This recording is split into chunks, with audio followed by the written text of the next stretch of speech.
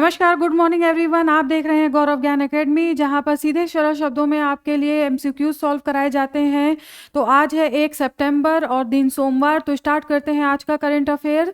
उससे पहले मैं आपसे कहना चाहूँगी कि देखिए, अगर आप चैनल पर नए हैं तो कृपया चैनल को सब्सक्राइब, लाइक और शेयर भी करिए। इससे मेरा भी मोटिवेशन बढ़ता है। इसके साथ ही साथ देखिए, संडे का एक दिन का गैप होता है, क्योंकि आपको आगे एक हफ्ते की पढ़ाई या 6 डे की जो आगे पढ़ाई करनी है, उसके लिए आवश्यक है कि एक दिन का रेस्ट मिले, थोड़ा सा विश्राम मिले, मेरे लिए भी और आपके लिए भी, ताकि आगे बहुत अच्छे एनर्जी के साथ हम पढ़ाई कर सकें और अपना काम कर सकें। तो ज्ञानवीरों, चलिए प्रारंभ करते हैं और देखते हैं आज का पहला क्वेश्चन।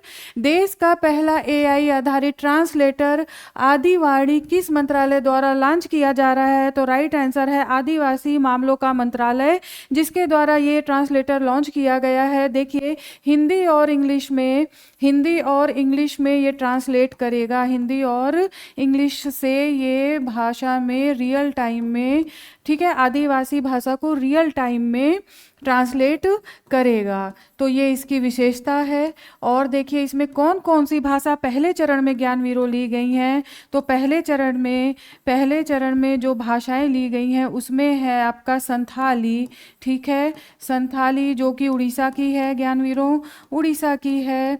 सेकंड नंबर पर है आपकी भीली जो है एमपी, ठीक है, भीली एमपी। इसके अलावा है आपकी मुंडारी, ठीक है, ये है आपकी झारखंड, ठीक है, झारखंड की। और लास्ट जो आपकी है वो है गोंडी, ठीक है, और ये है छत्तीसगढ़ की, ये है छत्तीसगढ़ की। तो ये आपको याद रखना है। अब देखिए, इसके साथ ही साथ आप देखिए अगले चरण में कौन सी भाषाएं ली जाएंगी ज्ञानवीरों। तो अगले चरण में कुई और गारो भाषा को लिया जाएगा। अब देखिए, इसका उद्देश्य क्या है, क्योंकि किसी भी ऐप को अगर लॉन्च किया गया है तो उसका कुछ उद्देश्य भी होता है। तो ज्ञानवीरों, इसका उद्देश्य है स्वास्थ्य और सार्वजनिक योजनाओं की जानकारी प्राप्त करना, ठीक है, इसका ये उद्देश्य है। तो ये बहुत इंपॉर्टेंट क्वेश्चन है ज्ञानवीरों, क्योंकि आदिवासियों से संबंधित इस तरीके का ऐप पहली बार लॉन्च किया गया है। तो आपको ये ध्यान रखना है। आ जाइए, नेक्स्ट क्वेश्चन देखते हैं क्या है। जनजातीय युवा संवाद 2025 का आयोजन किस शहर में किया गया? राइट आंसर है वाराणसी। देखिए, ये जो जनजातीय युवा संवाद है, इसका आयोजन वाराणसी में किसके सहयोग से किया गया? तो देखिए, BHU यानी कि बनारस हिंदू यूनिवर्सिटी प्लस इसके साथ ही साथ राष्ट्रीय अनुसूचित जनजाति आयोग, ठीक है। तो आपको ये भी ध्यान रखना है और इसलिए ये क्वेश्चन इंपॉर्टेंट हो जाता है। जनजाति आयोग के सहयोग से यहाँ पर ये आयोजन किया गया। और इसका देखिए उद्देश्य क्या है। तो विकसित भारत 2047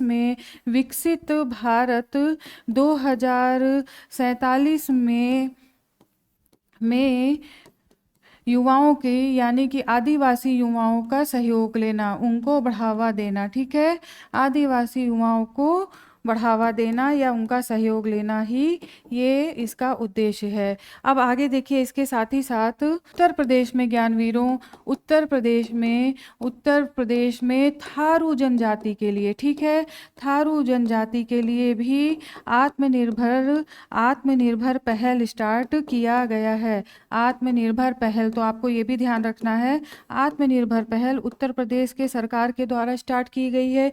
इसमें 371, ठीक है, 371 SHGs यानी कि सेल्फ हेल्प ग्रुप्स खोले गए हैं और इसके तहत कुछ धनराशि दी जाएगी। रिवॉल्विंग जो अमाउंट होता है उसको ये बोलते हैं कि अगर आपको छोटे से अमाउंट की ज़रूरत है, जैसे 10,000 रुपये किसी व्यक्ति को सिलाई मशीन लेनी है, ठीक है, तो उसने 10,000 रुपये लेके 3-4 महीने में उसे चुका दिया, तो ये हो गया रिवॉल्विंग अमाउंट। और फिर वही अमाउंट आगे किसी व्यक्ति को जिसको ज़रूरत होती है उसे प्राप्त हो जाता है, तो उसी को बोलते हैं। तो ये खोला गया है।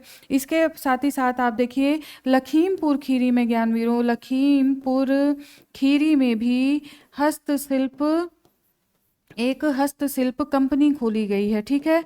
हस्तशिल्प कंपनी खोली गई है ताकि इनके जो उत्पाद सामान है, जो भी सामानों का ये उत्पादन करते हैं या बनाते हैं, उसको फ्रंट में मार्केट पे सब लोगों के सामने लाया जा सके। तो देखिए आपको ये क्वेश्चन ध्यान रखना है, जनजाति युवा संवाद 2025 वाराणसी। नेक्स्ट आ जाइए, मिजोरम पहली बार देश के राष्ट्रीय रेल नेटवर्क से किस रेल लाइन के माध्यम से जुड़ने जा रहा है? तो ज्ञानवीरों यहाँ पर देखिए राइट आंसर है बैराबी सरांग रेल लाइन।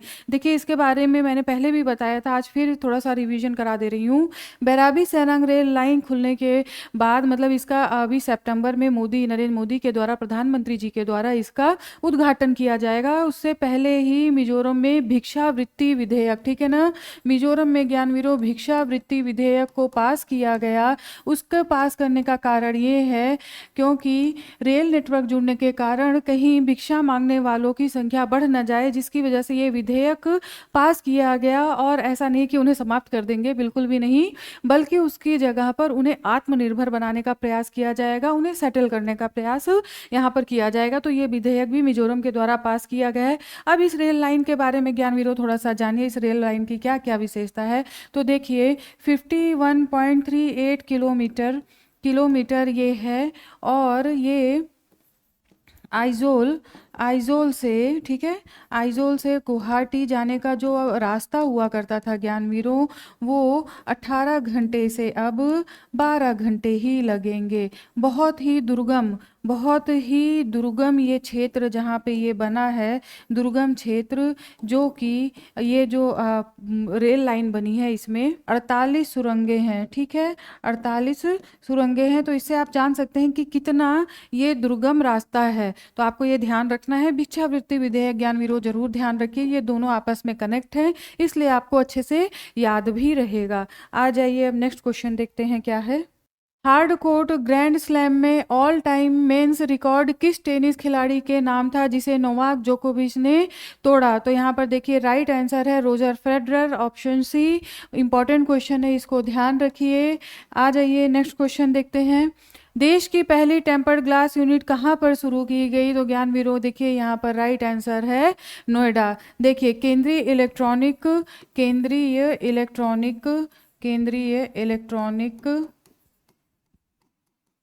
और आईटी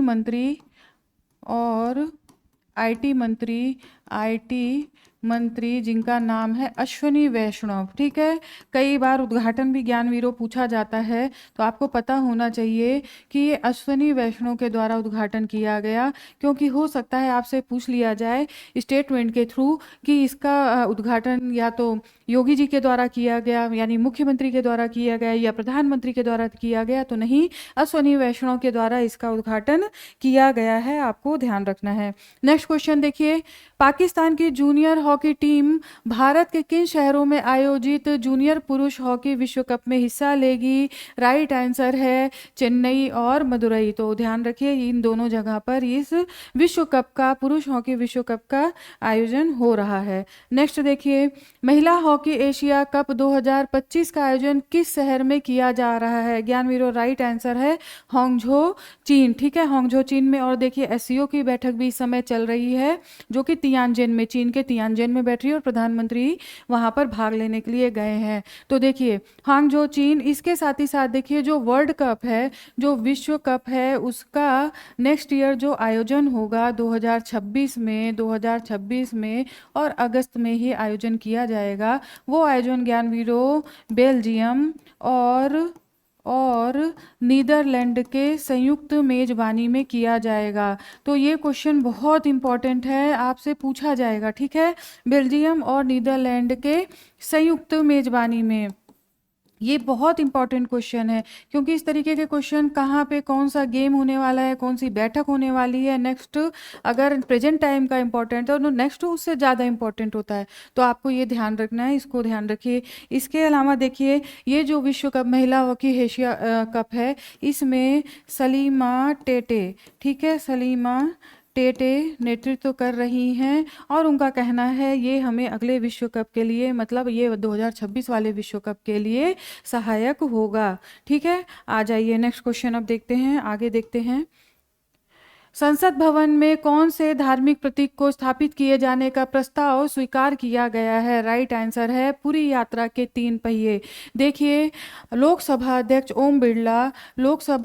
ओम बिरला ने उड़ीसा गए थे और वहाँ पर यात्रा की थी, तो उन्हें ये पुरस्कार के तौर पर दिया गया और कहा, उनसे ये आग्रह किया गया कि इसे संसद भवन में लगाया जाए और इसे ओम बिरला ने स्वीकार किया। ठीक है, इसे ओम बिरला ने स्वीकार किया है, ध्यान रखना है।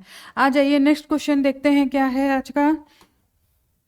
अंतर्राष्ट्रीय आर्य महासम्मेलन 2025 का आयोजन कहाँ पर किया जाएगा? तो ज्ञानवीरों, ये देखिए राइट आंसर है इसका। नेक्स्ट क्वेश्चन चलिए देखते हैं। अंतर्राष्ट्रीय आर्य महासम्मेलन 2025 कहाँ पर आयोजित किया जाएगा? राइट आंसर है दिल्ली में आयोजित किया जाएगा। देखिए, 40 देशों के प्रतिनिधि, बहुत इंपॉर्टेंट है ज्ञानवीरों, ठीक है, 40 देशों के प्रतिनिधि यहाँ पर भाग लेंगे और जिसका उद्देश्य होगा स्वामी दयानंद सरस्वती या आर्य समाज के सिद्धांतों पर विचार विमर्श करना। ठीक, ये इसका उद्देश्य होगा। उद्देश्य देख लीजिए, आर्य समाज के सिद्धांतों पर विचार विमर्श करना। इसके अलावा देखिए, अगर आपको नॉलेज होगा ही, खैर, और नहीं है तो रिवीजन हो जाएगा। अगर हम बात करें आर्य समाज की ज्ञानवीरों, स्थापना कहाँ हुई थी?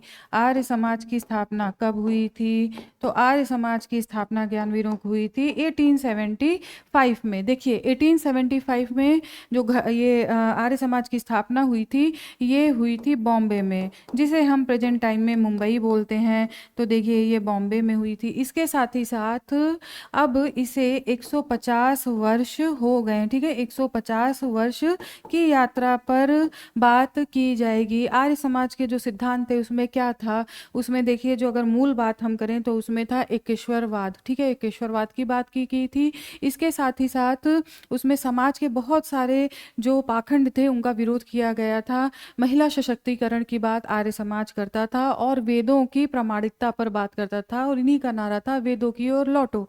तो ये सारी बातें यहाँ पर हैं। 150 वर्ष से संबंधित देखिए ज्ञानवीरों, 2-3 चीजें और हो रही हैं। एक तो देखिए, एक तो वल्लभ भाई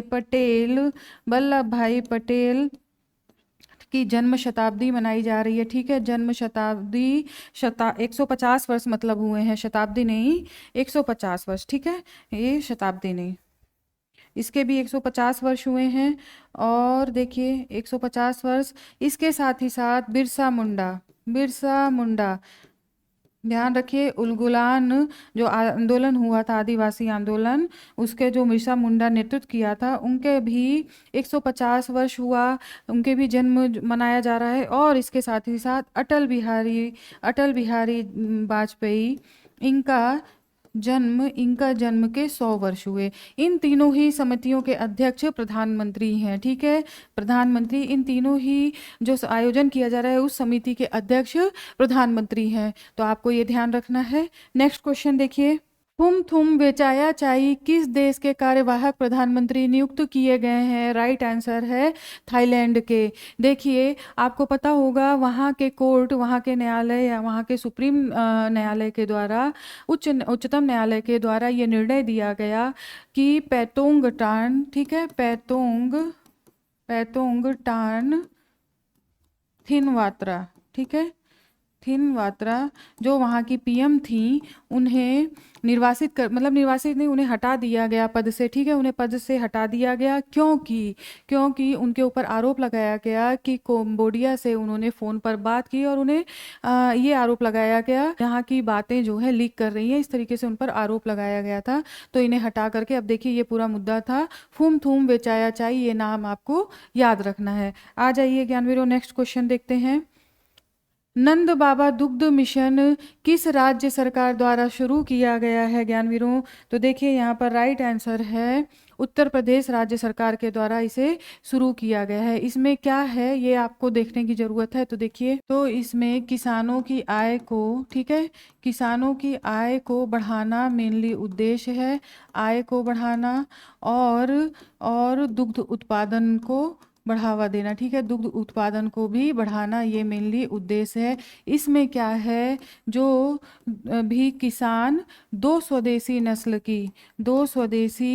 नस्ल की गाय पालेगा उसे 80,000 रुपये का अनुदान दिया जाएगा, ठीक है, जिसमें कि देखिए 50% सरकार देगी, 50% सरकार देगी। इसके साथ ही साथ देखिए जो नस्लें हैं वो हैं थार पारकर, ठीक है, थार पारकर, और इसके साथ साहीवाल और कोई भी हरियाणा की जो भी गाय होंगी वो दो स्वदेशी नस्ल में मानी जाएंगी। अगर उत्तर प्रदेश के बाहर कोई व्यक्ति जाकर के गाय खरीदता है तो परिवहन का खर्चा उसे स्वयं उठाना होगा। तो ये बातें इसमें की गई हैं। इसके साथ ही साथ देखिए एक और योजना है मिनी गोकुल धाम योजना, ज्ञानवीरों, ये भी उत्तर प्रदेश सरकार के द्वारा चलाई गई है। तो गोकुल धाम योजना, इसमें क्या है, इसमें 10 गायों के लिए स्वदेशी गायों के लिए, ठीक है, 10.81, ठीक है, यानी 10,80,000 का अनुदान दिया जाएगा, जिसमें इसमें भी यही बात है कि 50% सरकार के द्वारा अनुदान दिया जाएगा, ठीक है। उसके अलावा बैंक ऋण मिलेगा, और 15% जो लाभार्थी होगा उसे 15% लाभार्थी को स्वयं का पैसा लगाना होगा। तो ये 2 योजनाएं ज्ञानवीरों ध्यान रखिए क्योंकि इंपॉर्टेंट है और क्वेश्चन पूछा जाता है। आ जाइए, हाल ही में विश्व बॉक्सिंग में गोल्ड मेडल जीतने वाली भारतीय सेना की पहली महिला मुक्केबाज कौन है? तो ज्ञानवीरों यहाँ पर राइट आंसर है जैस्मिन लंबोरिया, जिन्हें लिटिल क्यूबा भी कहा जाता है, ठीक है, लिटिल क्यूबा भी कहा जाता है। ये हरियाणा की महिला है, ठीक है, हरियाणा की महिला है और वर्तमान में सेना में कार्यरत हैं। तो आपको ये ध्यान रखना है। आ जाइए नेक्स्ट क्वेश्चन देखते हैं। जावरा रतलाम की 22 फीट ऊंची श्री गणेश प्रतिमा जावरा चौपाटी के राजा किस वर्ल्ड रिकॉर्ड बुक में दर्ज हुई है? तो राइट आंसर है London book of world record. देखिए ये जो प्रतिमा है ये मिट्टी से निर्मित है और काफ़ी विशेषता 6 लेयर में बनाई गई ये प्रतिमा है श्री गणेश की, और इनका जो मेनली नाम है वो जावरा चौपाटी के राजा, ठीक है। और 22 फीट ऊंची श्री गणेश की मूर्ति, और जावरा रतलाम आप देखिए कहाँ पर है ज्ञानवीरों, तो ये है मध्य प्रदेश में, ठीक है, मध्य प्रदेश में है, आप ध्यान रखिए मध्य प्रदेश में है, और इसे London book of world record से नवाजा गया है। आ जाइए नेक्स्ट क्वेश्चन देखते हैं। संयुक्त राष्ट्र सुरक्षा परिषद ने हाल ही में किस देश में संयुक्त राष्ट्र शांति मिशन का कार्यकाल अंतिम बार बढ़ाया है? राइट आंसर है लेबनान, ठीक है। लेबनान में 50 वर्ष से ये शांति सेना वहाँ पर शांति मिशन चलाया जा रहा है। और देखिए क्यों चलाया जा रहा है, क्योंकि 1978 में जब इजराइल ने लेबनान पर हमला किया था और वहाँ पर कब्जा भी कर लिया था दक्षिणी लेबनान में, तब वहाँ पर शांति मिशन भेजा गया और दक्षिणी लेबनान में, और उन्हें वापसी का इनका जो उद्देश्य था कि इजराइल की सेना धीरे धीरे वापस चली जाए, ठीक है। तो दक्षिण लेबनान में ये किया गया था। और इसके साथ ही साथ देखिए आप दक्षिणी लेबनान में, ठीक है, लेबनान में, तो ये हो गया आपका पूरा। नेक्स्ट देखिए, नेक्स्ट तो देखिए ये मैप देख लीजिए, ये लेबनान का मैप है, पूरा मैप यहाँ पर, और देखिए ये है सीरिया, ठीक है, बॉर्डर पर इसके सीरिया है, और मेडिटेरियन सी ये रहा मेडिटेरियन सी। अगर हम इसके देखिए बॉर्डर की बात करें तो एक ये सीरिया से लग रहा है और दूसरा ये इजराइल से। तो देखिए अगर हम राजधानी की बात करें तो राजधानी का नाम है बेरूत, ठीक है, और यहाँ पे अगर करेंसी की बात की जाए तो वो है लेबनानी पाउंड, ये हो गई करेंसी, ठीक है। तो ये ध्यान रखना है। मेडिटेरियन सी के साथ सीरिया और इजराइल से सीमा लगती है, तो ये मैंने आपको बता ही दिया। नेक्स्ट क्वेश्चन आ जाइए देखते हैं। नेक्स्ट, मुख्यमंत्री महिला रोजगार योजना को स्वीकृति किस राज्य सरकार ने दी है ज्ञानवीरों? तो राइट आंसर है यहाँ पर बिहार। बिहार राज्य सरकार ने इसमें ऐसा किया है कि प्रत्येक परिवार की एक महिला, ठीक है, एक महिला को 10,000 रुपए की सहायता राशि दी जाएगी ताकि वह अपना कार्य शुरू कर सके, कोई भी काम, 10,000 आत्मनिर्भर बन सके, ठीक है। 10,000 की राशि का प्रावधान इसमें बिहार राज्य सरकार के द्वारा, मुख्यमंत्री नीतीश कुमार के द्वारा ये घोषणा की गई है। नेक्स्ट क्वेश्चन देखिए, चंद्रयान 5 मिशन भारत के साथ मिलकर कौन सी अंतरिक्ष एजेंसी लॉन्च करेगी? तो यहाँ पर राइट आंसर है JAXA, Japan aerospace exploration agency. देखिए, चंद्रयान 5, इन दोनों देशों का उद्देश्य ये है संयुक्त रूप से चंद्रमा पर जाकर के उसके दक्षिणी भाग पर अध्ययन करना, ठीक है।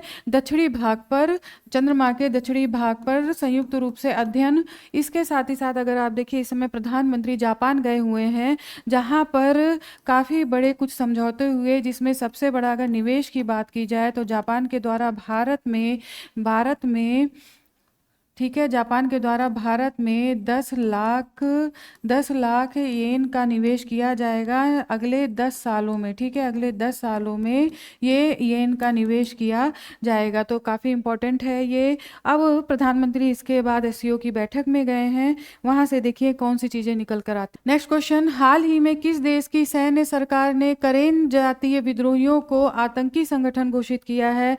राइट आंसर है यहाँ पर म्यांमार। तो ये जातीय विद्रोह, जो करेन जाति विद्रोह, इसको याद रखिए। नेक्स्ट देखिए, हाल ही में PTI press trust of India के नए बोर्ड अध्यक्ष कौन बने हैं? राइट आंसर है महेंद्र मोहन गुप्त। देखिए, प्रेस ट्रस्ट ऑफ इंडिया ये भारत का सबसे बड़ा समाचार एजेंसी है, ठीक है। भारत की सबसे बड़ी ये समाचार एजेंसी है PTI। नेक्स्ट क्वेश्चन देखिए, प्रधानमंत्री नरेंद्र मोदी को जापान यात्रा के दौरान किस पारंपरिक वस्तु को सौभाग्य का प्रतीक मानकर भेंट किया गया? राइट आंसर है दरुमा गुड़िया। देखिए, इसके साथ एक परंपरा जुड़ी हुई है। ऐसा माना जाता है कि 440 ईस्वी में जन्मे बोधि धर्म से ये कथा जुड़ी हुई है। बोधि धर्म से ये कथा जुड़ी है। माना जाता है कि बोधि धर्म कांचीपुरम से जापान गए, बौद्ध धर्म कांचीपुरम से जापान गए थे, और वहाँ पर एक उन्हीं के नाम से मंदिर, इसी दारुमा गुड़िया के नाम से मंदिर की स्थापना है, जहाँ पर प्रधानमंत्री को ये भेंट दिया गया। इसके अलावा देखिए, भारत के प्रधानमंत्री ने PM के द्वारा जापान के PM को क्या भेंट दिया गया? तो आपको ये भी पता होना चाहिए, यानी कि उनका नाम है शिगोरू इशिबा, ठीक है। शिगोरू इशिबा को अगर भेंट देने की बात की जाए तो वो है चॉपस्टिक, ठीक है, और रेमन कटोरी,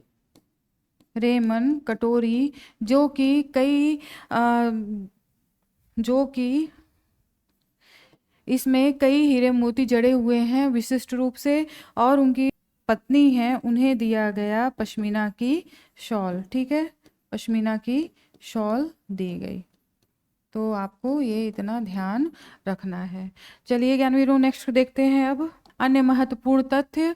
रूसी राष्ट्रपति व्लादिमीर पुतिन दिसंबर में भारत का दौरा करेंगे। दिसंबर में भारत में व्लादिमीर पुतिन के आने का समाचार मिला है। अभी फिलहाल चीन के प्रधानमंत्री और रूस के प्रधानमंत्री और भारत के प्रधानमंत्री की मुलाकात वहाँ पर SCO के बैठक में तो हो ही रही है, और द्विपक्षीय बैठक भी वहाँ पर होगी। इसके बाद मुलाकात यहाँ भारत में होगी रूस के राष्ट्रपति की। तो इसके साथ ही ज्ञानवीरों, आज का करंट अफेयर कंप्लीट होता है। देखते हैं कल, मिलते हैं आपके साथ। तब तक पढ़ते रहिए, स्वस्थ रहिए, मस्त रहिए। धन्यवाद।